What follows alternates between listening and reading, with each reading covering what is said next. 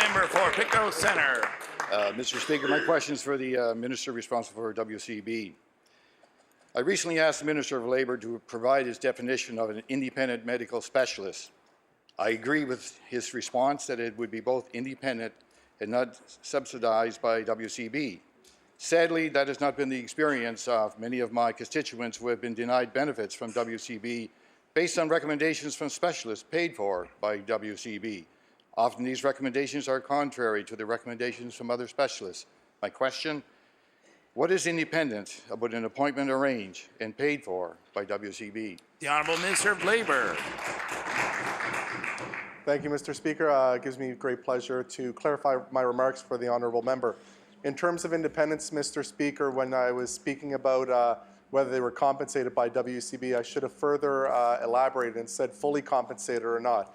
I would never question any of the findings of a medical professional. Mr. Speaker, as we know, they are governed under the college.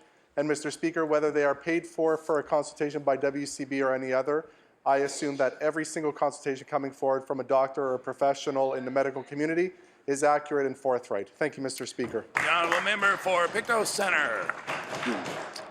Independent, Mr. Speaker, independent. Mr. Speaker, I've had a constituent who was flown to Chicago to see a specialist, all paid for by WCB.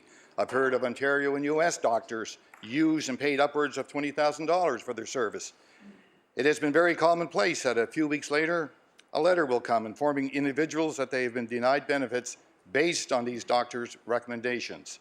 Unfortunately, the onus is then transferred to these injured workers to provide new evidence. Question to the Minister, with only 10% of initial applications allegedly approved by WCB, does the Minister believe the WCB adequately represents hardworking Nova Scotians? The Honourable Minister of Labour. Mr. Speaker, I definitely believe WCB adequately represents hardworking Nova Scotians. As well, Mr. Speaker, I'll go a step further. The Department of Labour funds organization, there's one actually in Pictou, which helps individuals who feel that they are not being represented or are not getting the results they want through their Workers' Compensation Board applications to be able to have them advocate on their behalf. So, Mr. Speaker, we have a balance here. We've struck a proper balance. And any workers who feel that they are not getting the result that they want in terms of what workers' compensation is coming out in regards to their claim, they have avenues of areas that we fund where they can actually go and appeal these decisions. Thank you, Mr. Speaker.